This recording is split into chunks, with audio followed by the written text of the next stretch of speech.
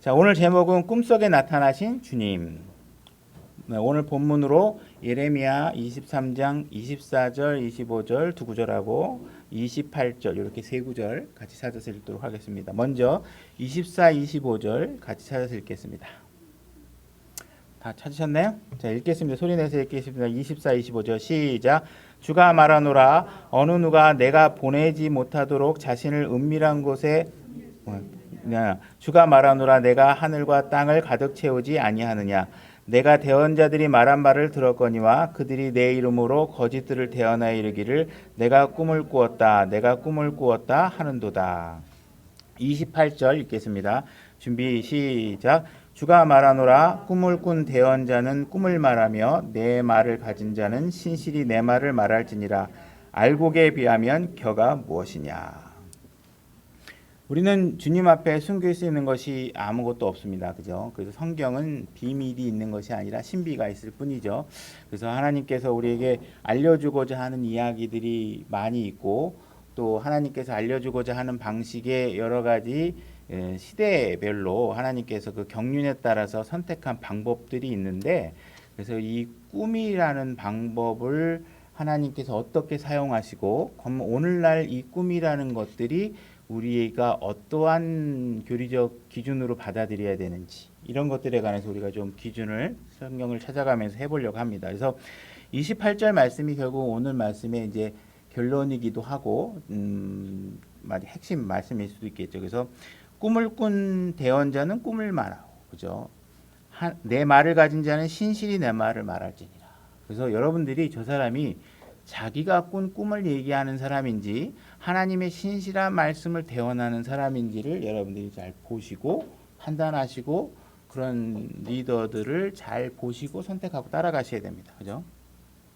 그래서 일단은 그 말씀을 그 기준으로 해서 우리가 이제 살펴볼 텐데 이제 오늘날 과연 그러면 이렇게 꿈의 방법으로 우리에게 하나님께서 말씀해 주고자 하는 것이 가능한 것이냐. 그죠? 꿈꾸는 사람들도 많고 꿈에 관한 이야기도 분명히 성경에 있고 하나님께서 우리가 찾아보겠지만 꿈으로 자신의 이야기를 전달하고 자신의 백성들의 어떤 통솔을 하시고 하는 것들이 분명히 있죠. 그죠? 그럼 과연 이런 것들이 과연 오늘도 가능하냐? 이거에 관한 오늘 주제입니다. 예레미야 29장 8절로 가보겠습니다. 예레미야 29장 8절. 제가 읽겠습니다. 만군의 주 곧 이스라엘의 하나님이 이같이 말하노라. 너희의 한가운데 있는 너희 대언자들과 너희 점쟁이들이 너희를 속이지 못하게 하고 너희가 꾸고자 하여 꾼 너희의 꿈들에 귀를 기울이지 말아라. 구약에서도 꿈을 꾸곤 있지만 그 꿈이 정말 하나님께서 여러분들에게 의사 전달을 위해서 필요해져서 이제 하나님께서 전달한 방식의 꿈인지 아니면 자신이 꾸고자 하는 꿈, 그죠?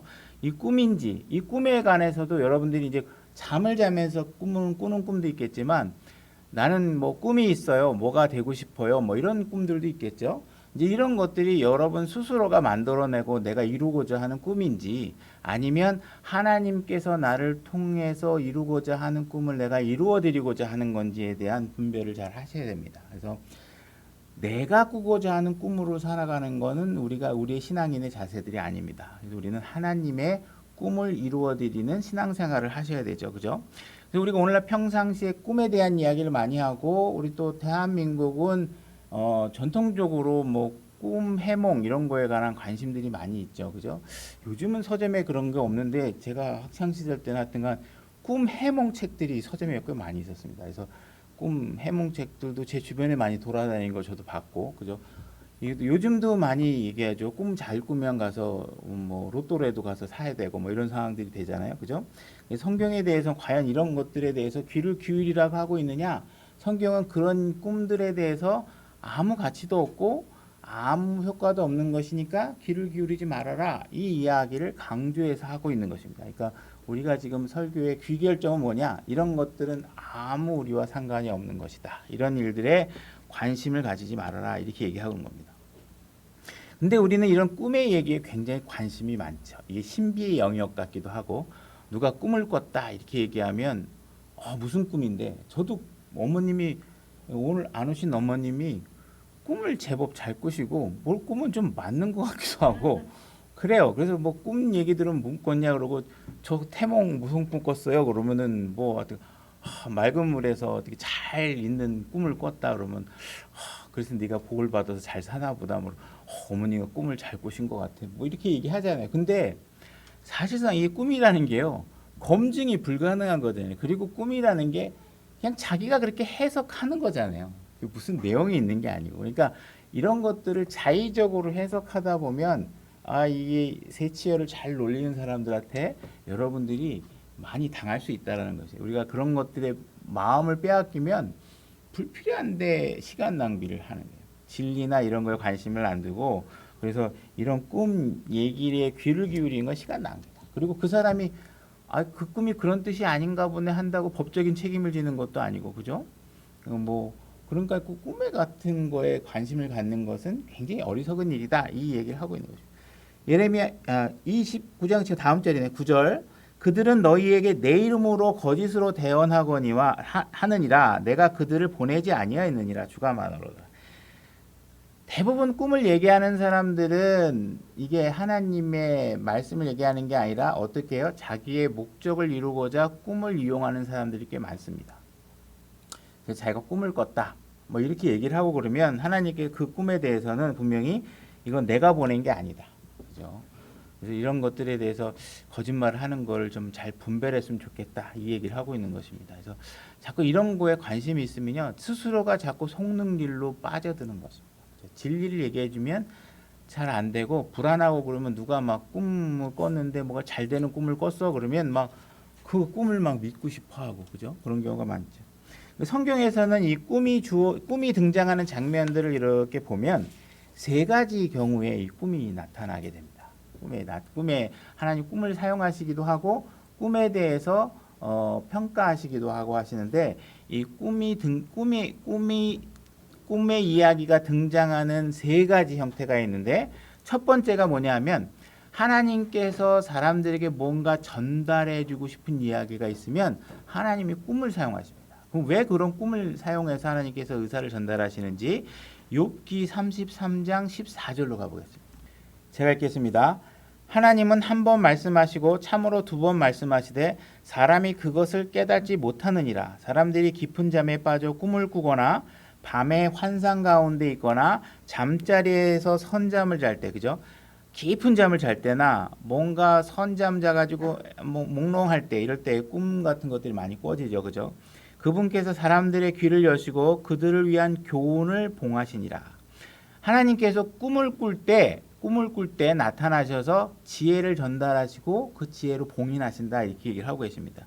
이것은 그분께서 사람을 그의 계획에서 물러나게 하려 하심이며 또 사람들에게 교만을 치워 숨기게 하려 하십니다. 사람들이 하루 일과를 막 분주하게 지냅니다. 그러면 하나님이 뭘 붙잡아 놓고 얘기를 하고 싶어도 막 생각이 여기저기 분주하게 빠져가지고 하나님 앞에 집중하지 못합니다. 때로는 우리가 눈 뜨고 있을 때는 내가 대단한 사람 같습니다. 그죠? 내가 굉장하고 뭐 친구들한테 의스대기도 쉽고 막 이렇게 어깨에 힘도 들어가고 뭐 이런 자만심이 가득한 상황이라 우리에게 뭔 얘기를 하고 싶어도 하나님께서 그런 상황에서 집중시키게 만들기 어렵다는 것이죠. 그래서 하나님께서 이러한 사람들에게 모든 일로부터 이 사람을 분리시키고 모든 교만과 자만심 교만한 마음들을 다 제어시키고 너하고 나하고 독대해서 내가 이야기를 하면 내 이야기에 집중할 수 있는 상황을 만들어야 되겠다 하고 선택한 방법이 뭐냐면 꿈이라는 거예요. 그래서 깊이 잠잘 때 하나님께 나타나서 이제 세상의 일로부터 다함시 내려놓고 내 이야기에 귀를 기울여라 이렇게 얘기한다는 것이죠. 욥의 시대에는 하나님께서 지금 특별하게 우리처럼 손에 든 성경이 있는 것도 아니고 무슨 대원자를 지금 사용할 수도 있는 욥기가 제일 오래된 책이죠. 그래서 이런 케이스 있는 방법도 아니라서 욥의 시대에는 하나님께서 어떤 방법을 쓰셨냐? 꿈을 사용하셨다. 그래서 꿈을 사용한 이유는 뭐냐? 내가 대낮에 얘기하는 것보다는 한밤중에 깊숙하게 꿈속에서 얘기를 하면 내 이야기에 집중을 잘 할 수 있기 때문에 그 방법을 선택하고 있다 이렇게 얘기를 하고 있는 것입니다. 그 다음에 또 창세기에 보게 되면 꿈속에서 하나님이 등장하는 장면이 있는데 뭐냐면 창세기 20장으로 가보겠습니다. 아비멜렉이라고 하는 한 이방인이 있습니다. 이 이방인은 아브라함의 아내인 사라를 취해서 아내로 삼으려고 했던 사람인데 이 아비멜렉이라는 사람은 이방인입니다. 하나님의 백성이 아니죠. 혈통적으로. 그래서 이방인이고 이방인들 중에서도 하나님을 섬기지 않고 자기들의 다른 신들을 섬기고 있다 그래서 우리가 이런 사람들을 이교도다 이렇게 얘기도 합니다. 그래서 이들에겐 성경도 없고 기록된 하나님 말씀에 어떤 문서 쪼가리도 아무것도 없는 것이죠. 근데 이 사람이 아브라함의 아내인 사라를 결혼 안 한 여자로 생각을 하고 데려가는 장면입니다. 20장 1절 제가 읽겠습니다. 창세기 20장 1절. 아브라함이 거기서 남쪽 지방으로 이동하여 가데스와 수르 사이에 거하며 그랄에 머물렀더라. 아브라함이 자기 아내 사레를 가리켜 이르기를 그녀는 내 누이라 하였으므로 그랄 왕 아비멜렉이 사람을 보내어 사라를 데려가니라 이렇게 되어 있습니다. 지금 아브라함에게 자기 아내를 향해서 이 여자가 누구냐 그랬더니 내 누이다 이렇게 얘기를 합니다. 그래서 이게 100% 거짓말이냐? 100% 거짓말이 아니에요. 항상 우리는 부분적인 거짓말에 많이 하는 사람도 속고 듣는 사람도 속는 거죠. 그래서 아브라함 분명히 사라는 자기의 여동생입니다. 그죠? 그러나 현재는 아내잖아요. 그러니까 정확하게 자기의 현재 아내라고 얘기를 해야 되는데 자기 목숨에 위협이 생길까봐 반쪽짜리 거짓말을 해서 내 누이다 이렇게 얘기를 합니다. 그죠? 3절 그러나 밤에 하나님께서 꿈에 그러니까 이렇게 얘기를 했더니 그냥 싹 데려간 거죠. 이 여자를. 그죠? 그러나 밤에 하나님께서 꿈에 아비멜렉에게 가셔서 그에게 이르시되 보라 내가 데려온 여인으로 인해 너는 죽은 자가 되었나니 이 여인은 한 남자의 아내이니라 하시니라. 지금 아브라함의 아내인 사라를 하나님께서 지금 보호를 하셔야 되는데 이 이방인 실권을 갖고 있는 왕의 권력을 갖고 있는 지역 왕을 권력을 갖고 있는 이 사람이 데려갔으니 그걸 보호하기 위해서 어떻게 해요? 얘를 가서 이제 못 건드리게 사라를 못 건드리게 해야 되는데 방법을 뭘 썼냐? 꿈이라는 방법을 썼다는 거예요. 그죠? 꿈을 통해서 이 사람에게 나타나서 그 여자에게 손대지 마라. 그 여자는 한 남자의 아내다 이렇게 얘기를 해주는 것입니다. 4절 그러나 아비멜렉이 그녀에게 가까이 가지 아니하였으므로 그가 이르되 주여 주께서 의로운 민족도 죽이려 하시나이까 너가 죽은 자가 너 그 여자 건드렸으면 나한테 죽는다 너 건드리면 죽는다 이렇게 얘기하면서 위협을 하는 거죠. 그러니까 내가 아직 안 건드렸습니다. 이 여인에게 손도 대지 않았습니다. 이 얘기를 하고 있는 것입니다. 5절 그가 내게 이르기를 그녀는 내 누이라 하지 아니하였나이까 그죠? 철저상 맞는 거죠. 분명히 아브라함이 누이라고 얘기를 해서 이 문제의 발단을 제기시킨 사람입니다. 그죠? 아브라함의 거짓말로 인해서 반쪽짜리 거짓말로 인해서 이 문제가 일어난 것이죠. 또한 그녀도 스스로 이르기를 그는 내 오라비라 하였사오니 나는 순전한 마음과 무죄한 손으로 이 일을 행하였나이다 하매 하나님께서 꿈에 그에게 이르시되 참으로 내가 순전한 마음으로 이 일을 행한 줄을 내가 아노라 나 역시 너를 막아 내게 죄를 짓지 아니하게 하였나니 하나님께 죄를 짓지 아니하게 하였다. 이게 중요한 말입니다. 그래서 우리는 죄를 짓는 문제에 대해서 저희가 죄를 지으면 이것이 하나님께 죄를 짓는다는 사실을 항상 여러분들이 생각하셔야 돼요. 그죠? 물론 우리가 형제간에 죄를 지으면 형제에게도 죄를 짓는 거지만 그 문제가 형제의 문제로 끝나는 게 아니라 하나님께 죄를 짓는다라는 사실을 인지하셔야 된다는 것입니다. 내게 죄를 짓지 아니하는 이런 까닭에 내가 그녀에게 손대는 것을 내가 허락하지 아니하였노라 이렇게 얘기하고 있습니다. 하나님께서 이 이방인 이교도인 이 왕에게 뭔가 의사 전달을 해야 되는데 하나님께서 대언자를 쓸 수도 있었겠죠. 그러나 지금 이 상태에선 지금 대언자를 쓸 수도 없고 가장 측근에 있는 사람을 누군가 쓴다면 아브라함을 사실을 사용을 해서 이 하나님의 뜻을 전달해야 될 텐데 아브라함은 딱 보니까 이 문제를 야기시킨 범법의 그 죄를 제공한 일의 원동력을 제공한 사람이기도 하고 하니까 아브라함을 사용할 수도 없었던 것입니다. 그래서 이 하나님도 모르고 성경도 소유하지 못한 이 사람들에게 하나님께서 자기 사랑하는 딸 사라를 보호하기 위해서 하나님께서 친히 나서셔야 된다는 것이죠. 그죠?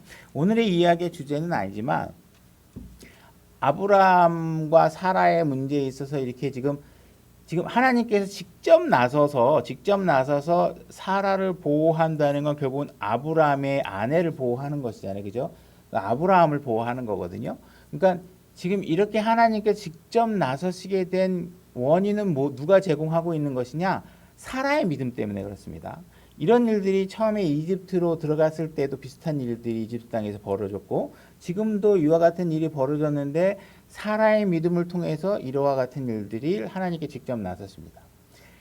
근데 놀랍게도요, 이렇게 사라의 온전한 믿음, 이 믿음은 너무나도 값져서 신약에서 사라의 믿음을 다시 언급하죠. 이런 믿음이 너무나도 순결하고 고귀하고 하나님께서 얼마나 높게 평가하시는지를 알 수 있는 대목은 뭐냐면 이러한 사라의 순종 때문에 어떤 결과를 가져오냐면요. 아브라함이 이후에는 어떠한 믿음이 드러나냐면 자신의 아들을 하나님께 바치는 믿음을 행사하게 되는데 이 아브라함이 그러한 믿음을 행하게 만드는 데까지의 과정에 기여를 한 사람이 누구냐면 사라입니다. 사라가 이렇게 순전하게 믿음으로 때로는 들떨어진 바보잖아요. 자기 부인 남자한테 딴 남자한테 줘가면서 자기 목숨 부지하게 생각하던 오늘날에도 얼마나 그 철딱선이 없는 남자겠어요. 그죠? 그런데 그런 남자를 자기의 아들을 바칠 정도의 믿음의 조상까지 만드는데 이 땅에서 육신적으로 기여한 사람이 누구냐면 사라라는 거예요. 이런 부분들을 여러분들이 좀 교훈적으로 알고 있으면 좋을 것 같습니다. 그 다음에 또 구약에서 보면 꿈이 또 등장하는 장면이 있는데 28장 10절입니다. 창세기 28장 10절. 야곱이 브엘세바에서 떠나 하란을 향하여 가다가 어떤 곳에 이르러 해가 지매, 이거 지금은 야곱이 에서 형을 떠나서 도망가는 장면입니다.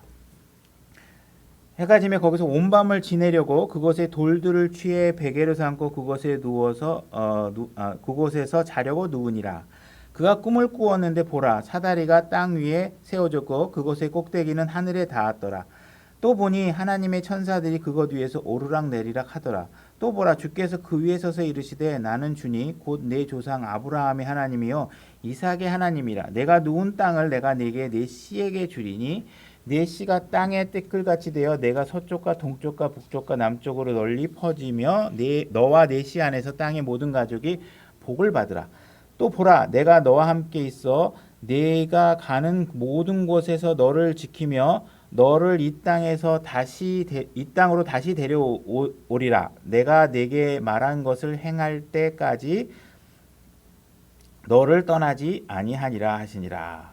지금 하나님께서 야곱이 지금 에서 형을 피해서 도망가고 있을 때 야곱이 지금 돌베개를 하고 잠을 자고 누우니까 하나님께 나와서 뭔 약속을 해주시냐면 내가 아브라함과 이삭에게 약속했던 그 약속에 대한 축복이 너에게 이어져서 내 약속이 이루어질 것이다, 이렇게 얘기를 하고 있는 것입니다. 그래서 하나님께서 지금 도망가고 있는 야곱에게 기운 차려라, 내가 너와 함께하고 있다, 내가 아브라함과 네 조상에게 했던 약속이 너를 통해서 유효하게 이루어질 것이다 하고 힘을 북돋는 그런 일들을 하시는 것이죠. 그죠? 이럴 때도 마찬가지로 지금 마땅하게 대언자들이 지금 존재하지 않고 성경에 아주 완벽하게 오늘날 우리의 손에 들려 있는 것처럼 완전하지 않기 때문에 하나님께서 꿈을 이라는 방법을 통해서 야곱에게 이야기를 하고 있다는 것입니다. 여기 15절 보면 내가 네게 말한 것을 행할 때까지 맞죠? 행할 때까지 이렇게 돼 있잖아요. 이거 누가 행하는 건가요? 이 주어가 좀 이렇게 막 빠지면 사람들이 상상의 나래를 하면 영어로 봐야 이게 그래서 정확하거든요. 이거 하나님께서 하시는 것입니다. 하나님께서 약속하신 일은 하나님이 행하시기 때문에 우리가 믿을 수 있는 것입니다. 아니, 야곱 네가 행할 때까지 약속을 하겠다 그러면 야곱은 인간이기 때문에 그 약속을 제대로 지킬지 안 지킬지 우리가 모르잖아요. 하나님께서는 본인이 하신 이게 힘이 되는 말씀이라는 게 뭐예요? 내가 한 말을 내가 이루겠다, 이 얘기를 하고 있는 것이에요. 그죠? 그래서 여기도 행할 때까지라는 것을 만약에 이거 보면 저도 읽다가 이제 제가 개인적으로 느꼈던 거라서 묵상드리는 건데 어쨌든 이게 내가 내게 말한 것을 행할 때까지 너를 떠나지 아니라 이렇게 해석해 놓으면 마치 요거 너가 다 행하고 나면 내가 떠날 거야, 이런 것처럼 약간 들릴 수 있는데 그런 뜻이 아닙니다. 어쨌든 행할 때까지는 내가 분명히 떠나지 않을 것이고 그 이후에는 내가 떠날지 안 떠날지 이걸 확정하는 문장이 아니에요. 일단은 네가 성취하는 데까지 내가 너와 함께 할 것이다라는 사실을 얘기하고 있는 거예요. 내 일을 성취할 때까지 너와 함께 할 것이다라는 사실에 강조가 되어 있는 것입니다. 그래서 하나님께서 이 꿈을 내가 이루고자 하는 것에 대한 확신을 야곱에게 주기 위해서 꿈을 사용하고 있다. 그래서 아까 우리가 지금 사라를 보호하고 있었던 하나님의 그런 선하심, 그죠? 이게 너무 감사한 것이죠, 그죠? 하나님께서는 뭔가 우리를 보호하실 필요가 있을 땐 이렇게 보호하신다는 거예요. 그래서 이런 보호하는 장면이 또 한 군데 등장하는데 라반을 이제 야곱에게서 막아주십니다. 창세기 31장 22절로 가보겠습니다. 그래서 야곱이 이제 삼촌 라반을 떠나서 도망가는 장면인데 셋째 날 야곱이 도주했다는 소식이 라반에게 들리므로 23절 그가 자기 형제들을 데리고 그의 뒤를 따라 이레길을 가서 그들이 길르앗산에서 그를 따라잡더니 밤에 하나님께서 꿈에 시리아 사람 라반에게 오사 그에게 이르시되 너는 조심하여 야곱에게 좋다 나쁘다 하지 말라 하시니라. 지금 라반 삼촌을 떠나서 지금 막 도망가는데 쫓아오니까 겁나죠, 그죠? 야곱 입장에서는 그 삼촌은 힘도 세고 군사력도 있고 어쨌든 훨씬 자기보다 센 사람이니까. 근데 지금 어떻게 하시냐면 하나님께서 그 라반의 꿈에 나타나가지고 너 야곱 건드리지 말아라. 걔한테 가서 아무 소리도 하지 말아라 이렇게 하신다. 그래서 우리가 이제 이런 장면을 보면 우리가 영적으로 교훈을 얻을 수 있는 건 뭐냐면 이런 거죠. 우리에게도 지금 나를 잡으러 오고 나를 공격하고 나를 쓰러뜨리려고 하는 존재는 무수하게 많을 수 있습니다. 근데 그걸 지금 하나님께서 이렇게 아직 나를 공격하는 것도 하나님이 허락하지 않으면 안 되는 것이죠. 그죠? 그러니까 이렇게 하나님께서 우리를 다 막아주고 있고 오늘 우리가 하루 숨쉬고 사는 것도 하나님께서 많은 위험으로부터 우리를 보호해 주시기 때문에 가능할 수도 있겠구나 하는 이런 영적 교훈으로 우리가 받아들이시면 되겠죠. 그래서 우리가 이렇게 믿음의 자기의 어떤 택한 백성이 믿음의 일들을 성취해 나가는 일들에 있어서 하나님께서 이렇게 선제적으로 다 방어해주고 계신다는 것을 알 수 있고 그런 일을 이 당시에는 이렇게 꿈을 통해서 지금 드러나게 하고 계신 걸 기록으로 알려주시는 것이죠. 그 다음에 또 우리 요셉이라는 사람은 아주 꿈하고 뗄래야 뗄 수 없는 사람이죠, 그죠? 37장으로 가시면 제가 이제 이걸 다 읽지 않고 말씀을 드리면 요셉이 자기 형제들과 자기 부모님이 자기에게 경배하는 듯한 꿈을 꾸고 나서 형제들에게 미움을 사서 이제 쫓겨나게 됩니다. 그죠?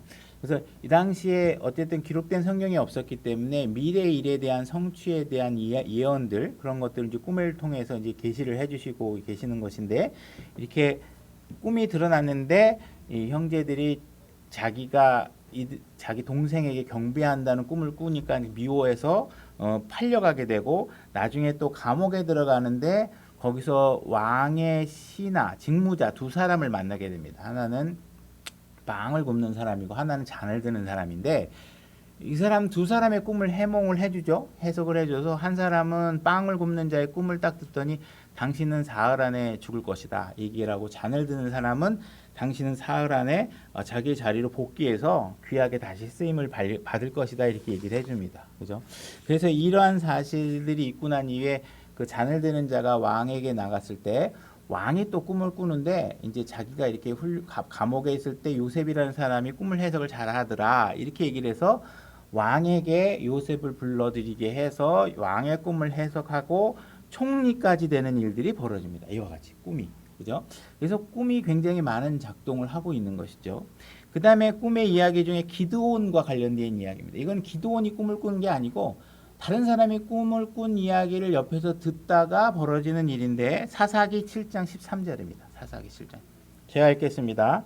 기드온이 그곳에 이른즉 보라 어떤 사람이 자기 동료에게 꿈을 고하며 이르기를 보라 내가 한 꿈을 꾸었는데 보라 보리빵 한 덩어리가 미디안 군대 안으로 굴러들어가 한 장막에 이른 뒤에 그것을 쳐서 무너뜨려 뒤엎음에 그 장막이 쓰러지니라 하니 빵 한 덩어리가 막 굴러가서 텐트를 갖다가 막 무너뜨리는 꿈을 꾸고 그걸 딱 듣더니 14절 그의 동료가 대답하여 이르되 이것은 다름이 아니요 이스라엘 사람 요아스의 아들 기드온의 칼이라 하나님께서 미디안과 그 온 군대를 그의 손에 넘겨주셨느니라 하더라. 옆에 있는 사람이 해석을 한 거죠. 이 꿈을 보니까 우리가 가서 그 진군을 하면 우리가 다 이기게 해주겠다는 하나님의 뜻인 것 같다. 그 얘기니 하니까 기드온이 이 꿈과 해석하는 말을 듣고 경배하며 이스라엘 군대로 돌아와서 이르되 일어나라 주께서 미디안 군대를 우리 손에 넘겨주셨느니라 하고는 이렇게 해서 전쟁을 하게 되는데 꿈의 해석을 통해서 뭐 격려를 받고 동기부여를 받는 이런 장면도 나옵니다. 그 다음에 이제 꿈의 이야기, 다니엘서로 가면 또 많은 이야기가 있는데 그 얘기는 또 다 할 수 없으니까 거기에 보게 되면 꿈을 통해서 예언도 해주고 이방인의 경륜이 어떻게 움직일 거에 대한 꿈도 꾸게 해주고 하십니다. 그래서 그거는 이제 나중에 또 기회가 되면 따로 또 알아보기로 하고요. 그 다음에 또 꿈의 특징 중에 특색 중에 또 재밌는 것이 뭐냐면 솔로몬과 하나님의 대화입니다. 그래서 열왕기상 3장 5절로 가보겠습니다. 이거는 하나님께서 꿈을 통해서 무슨 일방적인 계시를 하기보다는 하나님과 솔로몬이 마치 무슨 밀담을 하듯이 아주 대화를 서로 주고받고 하면서 서로 긴밀한 대화를 나누는 장면들이죠. 그죠? 열왕기상 3장 9절입니다. 제가 읽겠습니다. 그러므로 주의 백성을 재판하도록 3장 5절 읽겠습니다. 5절 기브온에서 밤에 주께서 솔로몬에게 꿈에 나타나시니라 이렇게 돼 있죠.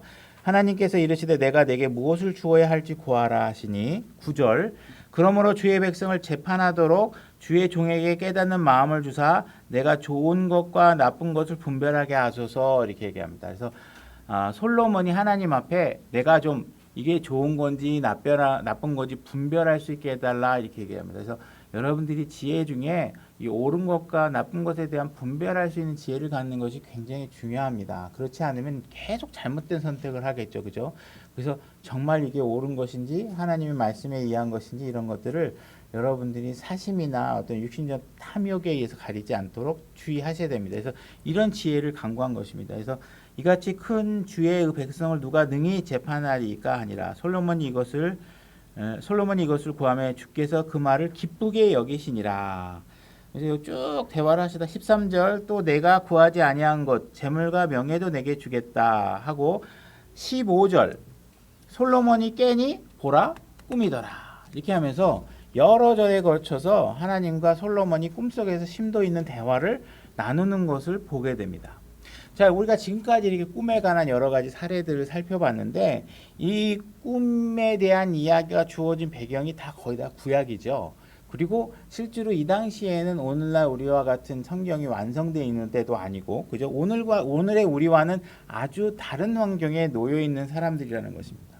그래서 이렇게 성경에서 꿈에 대한 이야기를 하고 있는 것에 대해서 우리가 올바른 기준점을 갖지 않으면 꿈으로 오늘날에도 하나님께서 얘기를 해주시거나 뭐 꿈을 통해서 내가 계시를 받았다거나 이와 같은 이야기를 통해서 성도들을 속일 수 있는 일들이 벌어질 수 있겠죠. 그래서 여러분들이 속지 않기 위해서는 이 꿈이라는 것은 하나님께서 언제 사용하셨는가, 왜 사용하셨는가 이 이야기를 잘 이해하셔야 된다는 거예요.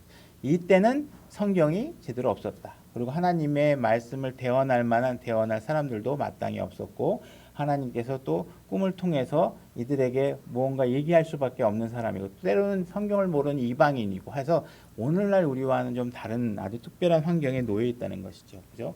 오늘날 신약 성도 우리들에게는 우리의 믿음의 원천은 무엇이냐면 기록된 하나님 말씀입니다. 그래서 우리는 우리의 믿음은 들음에서 나고 그 들음은 하나님의 기록된 말씀에 의해서 온다고 로마서에 이야기를 하고 있습니다. 그래서 마치 우리의 믿음이 꿈에서 온다거나 하는 방식으로 말이 대체되는 상황이 현실에 드러나면 안 된다는 것이죠. 그러니까 여러분은 기록된 말씀의 기준을 정확하게 이해하셔서 기록된 하나님의 말씀에서 오는 것들만 여러분들이 믿으셔야지 저에겐 꿈이 있습니다. 하나님은 이런 꿈을 갖고 있습니다. 하면서 성경에 없는 것을 내가 하나님과 각별한 관계를 통해서 뭔가 계시를 받은 것처럼 여러분들에게 얘기한다고 하면 그런 말들은 절대로 믿어서는 안 된다는 거죠. 그죠?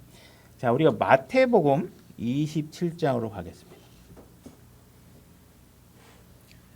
이들에게는 하나님께서 꿈 말고는 특별하게 전달할 수 있는 방법이 없기 때문에 쓰신 거예요.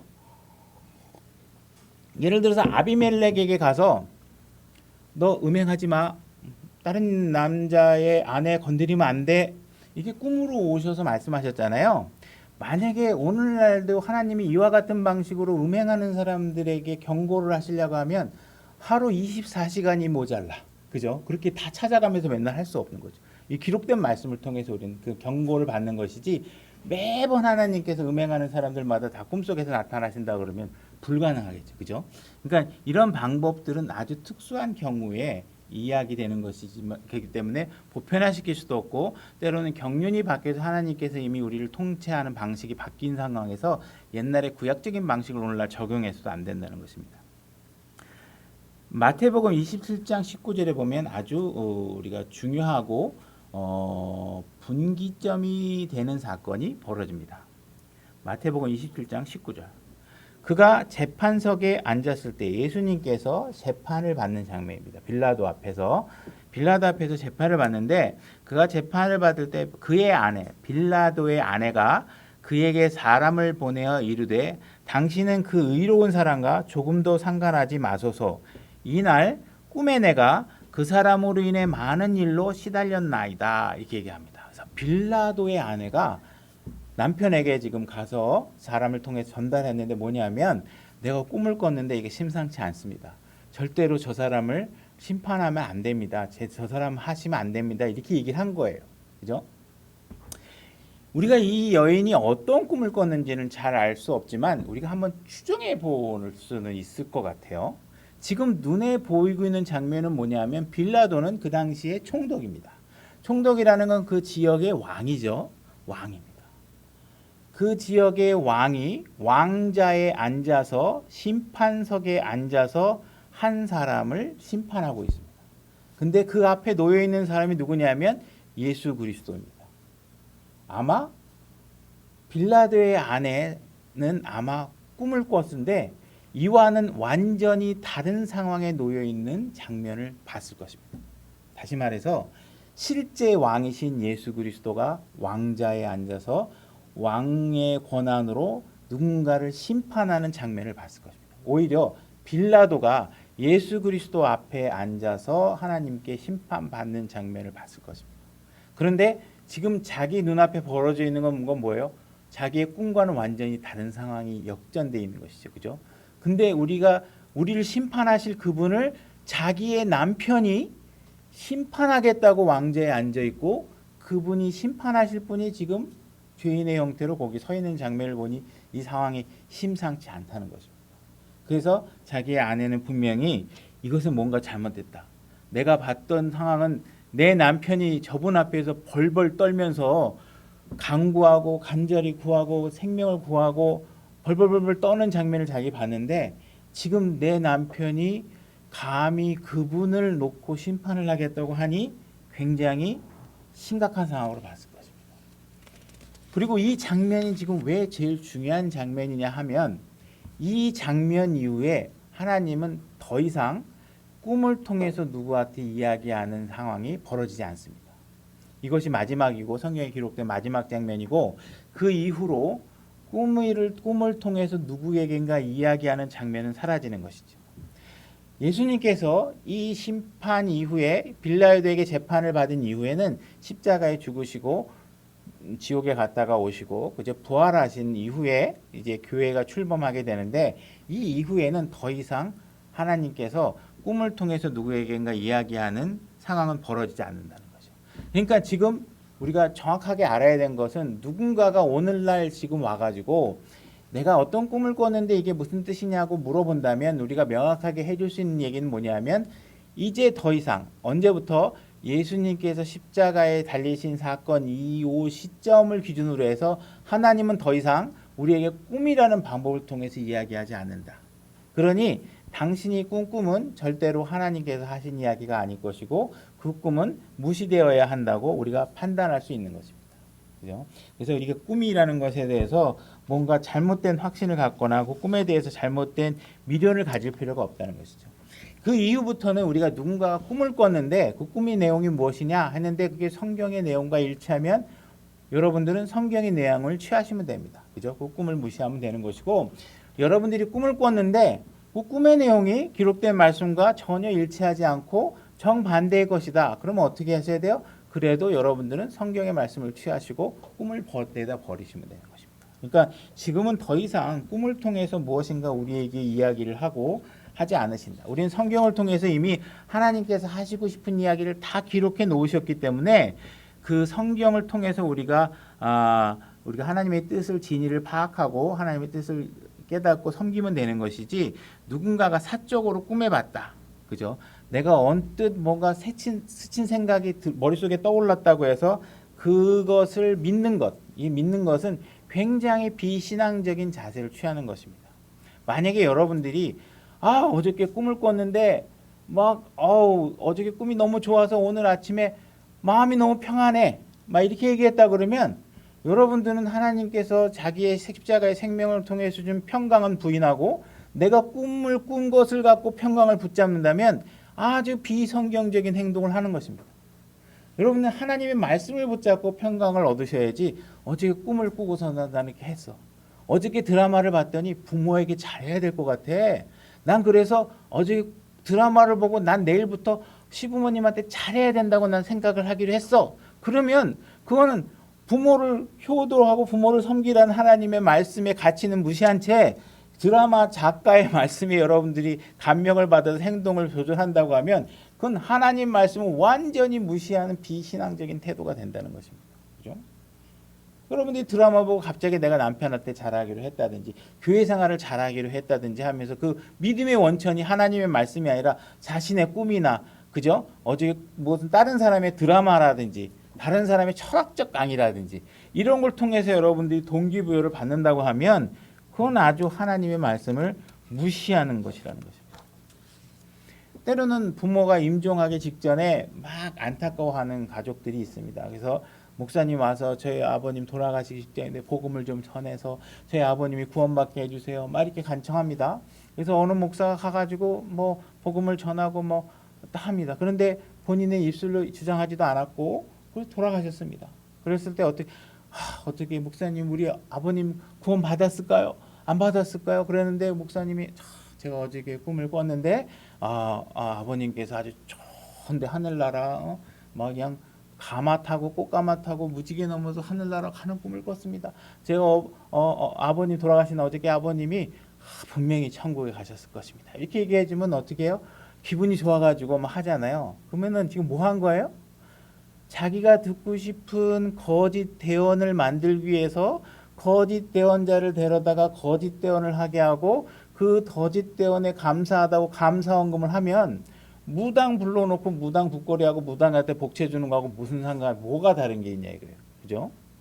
근데 여러분들이 기록된 말씀을 자꾸 무시하고 꿈이나 어떤 사람의 계시나 그죠?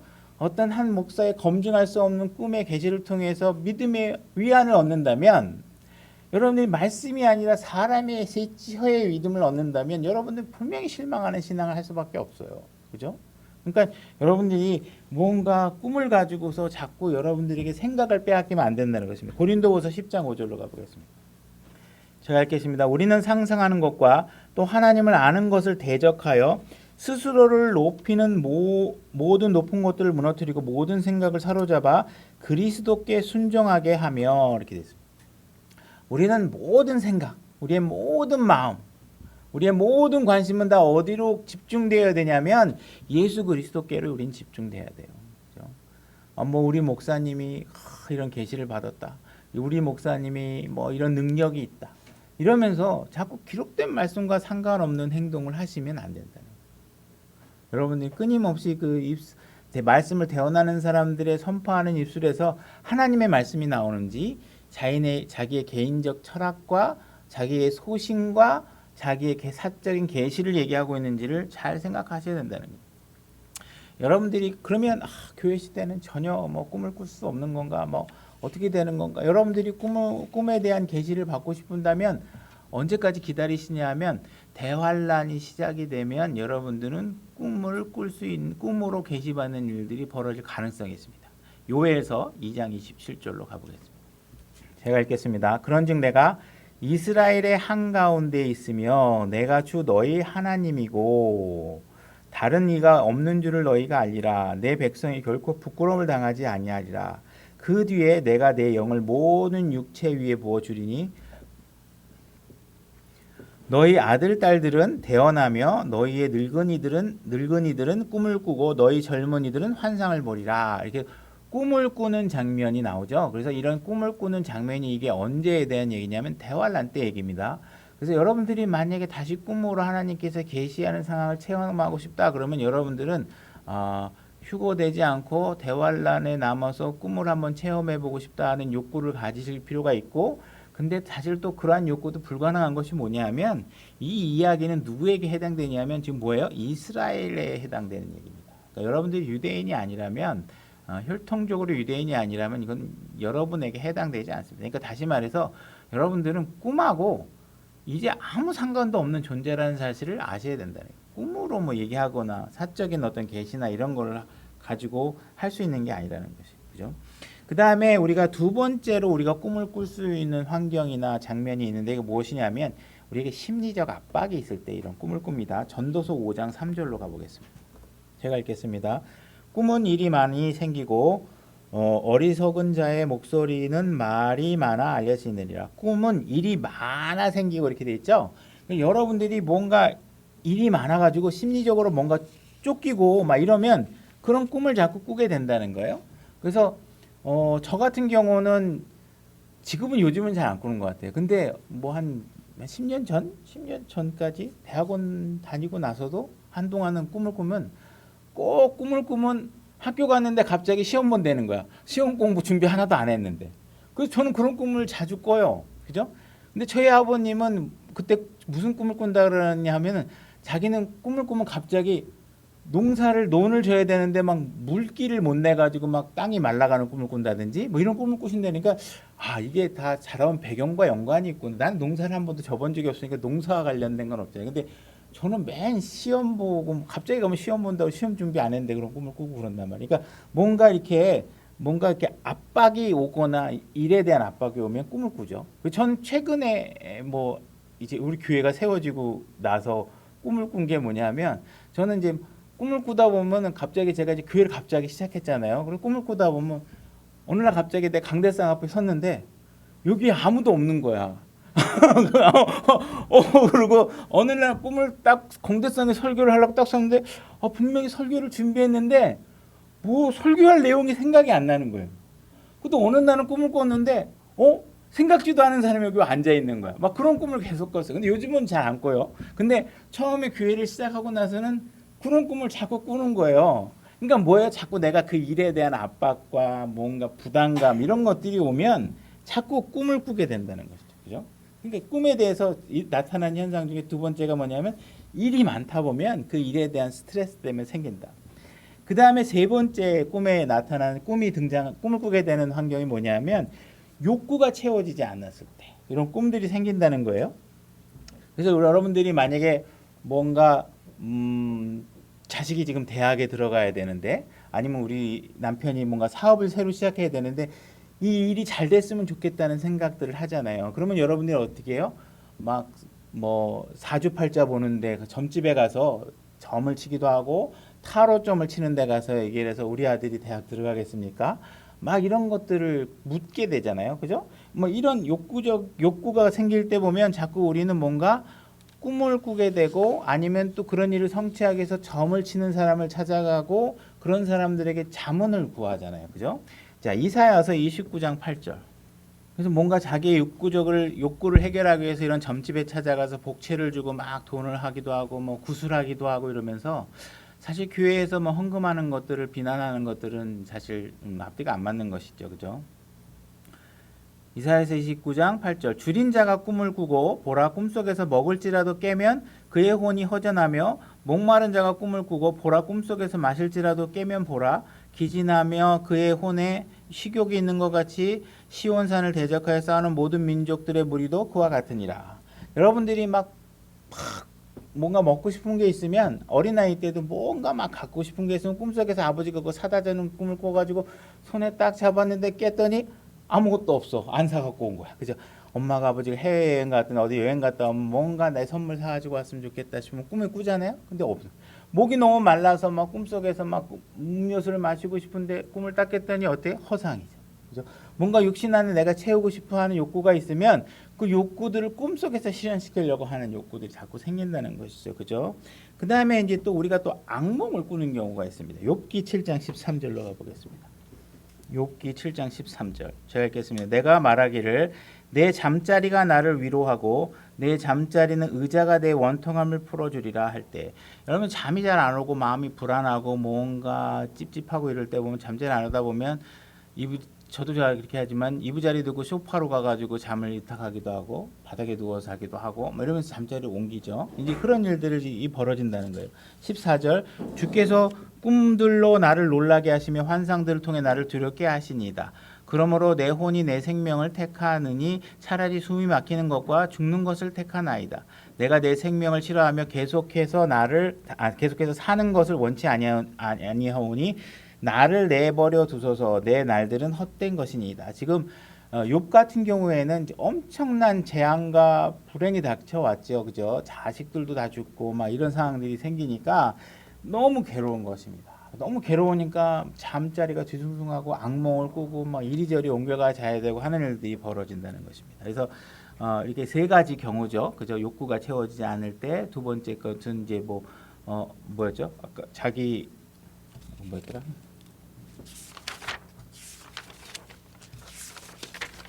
심리적 압박이 있을 때. 첫 번째는 하나님께서 뭔가 우리에게 말씀을 해주고자 할 때. 이 세 가지 경우를 통해서 꿈의 현상이 일어나는 것을 성경의 기록을 통해서 볼 수 있다. 이렇게 얘기하고 있습니다. 자, 그래서 우리 예레미야 23장 23절로 가보겠습니다.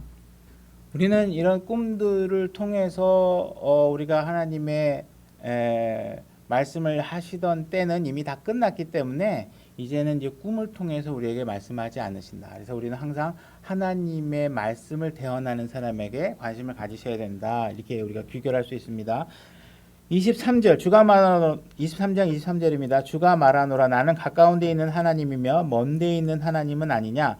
주가 말하노라 내가 어느 누가 내가 보지 못하도록 자신을 은밀한 곳에 숨길 수 있느냐. 주가 말하노라 내가 하늘과 땅을 가득 채우지 아니하였느냐.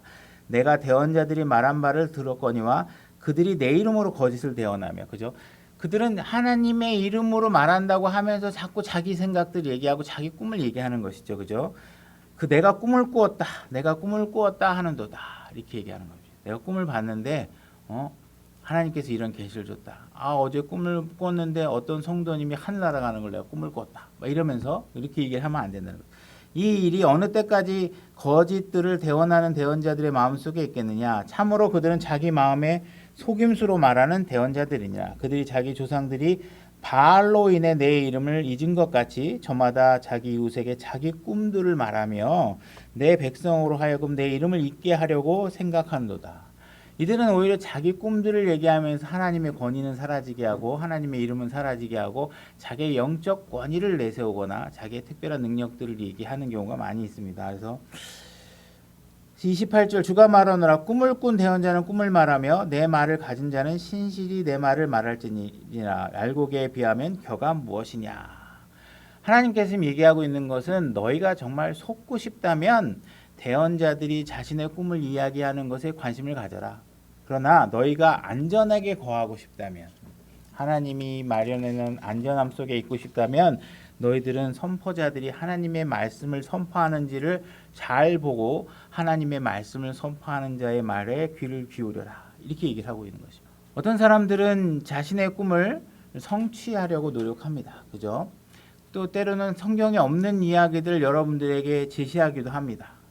그러나 우리 그리스도인들은 절대로 나는 무엇을 할 거야, 나의 꿈을 이루고 싶어 이렇게 사는 사람들이 아닙니다. 우리는 하나님의 꿈을 성취시켜드리는 삶을 사셔야 됩니다. 예수님도 이 땅에 오셔서 예수님은 자기의 꿈을 이 땅에서 실현시키신 분이 아닙니다. 이분 하나님의 말씀에 온전히 순종하시고 하나님이 이루고자 하는 뜻, 하나님이 이루고자 하는 꿈을 성취시켜드리신 분이십니다. 우리는 그분의 삶을 뒤따라가며 사셔야 됩니다. 그래서 여러분들은 뭔가 꿈을 파는 사람들에게 관심을 갖거나 여러분들이 예수님이 마치 우리에게 무슨 자신의 꿈을 팔러 온 사람인 것처럼 생각하시면 안 됩니다. 우린 꿈을 팔거나 꿈으로 이야기하는 사람이 되어서는 안 됩니다. 그죠? 29절 주가 말하노라 내 말이 불같지 아니하냐. 바위를 산산조각 부수는 쇠망치 같지 아니하냐. 주가 말하노라. 그런즉 보라, 각각 자기 이웃에게 내 말들을 도둑질하는 대언자들을 내가 대적하느니라. 이 대언자들은요, 하나님의 말씀이 주어지지 않은 사람들이 아닙니다. 이들은 하나님의 말씀이 무엇인지 아는 사람입니다. 근데 그들은 하나님의 말씀으로 여러분들이 가는 것을 방해하고 오히려 자기의 꿈을 이야기하면서 하나님의 말씀을 가리는 일을 하고 있는데, 이것을 하나님께서 뭐라고 얘기하냐면 너희가 내 말을 도둑질하고 있다, 이렇게 얘기를 하고 있는 것입니다. 31절 23장 31절 주가 말하노라. 내가 자기 혀를 놀려 그분께서 말씀하시느라 하는 대언자들을 내가 대적하노라. 그죠? 자기 혀를 놀려서 하나님께서 이렇게 말씀하십니다 하면서 자기의 꿈을 얘기하는 사람들을 어떻게 얘기하신다는 거에 내가 대적하겠다. 주가 말하노라. 보라, 거짓 꿈을 대언하고 그것들을 말하며 자기의 거짓말과 경솔함으로 내 백성을 잘못되게 하는 자들을 내가 대적하노라. 꿈을 얘기하는 사람들, 이런 사람들 내가 대적하겠다는 것입니다. 백성들을 잘못되게 하는 사람들을 대적하겠다는 것입니다. 그러나 내가 그들을 보내지 아니하였고 그들에게 명령하지도 아니하였나니 그러므로 그들이 이 백성에게 아무 유익을 끼치지 못하리라. 주가 말하노라. 이렇게 얘기했습니다. 그러니까 여러분들이 섬기고 있는 교회의 목사가 하나님의 말씀을 대언하고 있는지, 그죠? 하나님의 말씀이 아닌 자신의 신념을 얘기하고 있는지 얘기하셔야 됩니다. 제가 뭐 하나님께서 꿈을 주셨는데 제가 이 교회를 통해서 이루고자 하는 꿈은 여러분들을 애국 성도로 만드는 것입니다. 제가 이 사역을 통해서 이루고 싶은 꿈은 기독 무슨 당을 만드는 것이 나의 꿈입니다. 이렇게 얘기하면요, 그게 성경에 있는 얘기인지 보셔야 돼요. 그럼 사적인 꿈을 성취시키자고 하나님께서 이 땅에 오신 게 아니에요. 그죠? 우리는 기록된 말씀에 순종하고 그 말씀에 거해 여러분들이 안전하시지, 여기서 사적인 꿈과 신념을 선포하고 그 말에 순종하도록 만드는 말씀에 여러분들이 귀를 기울이면 하나님과 대적하는 편에 서는 것입니다. 그죠?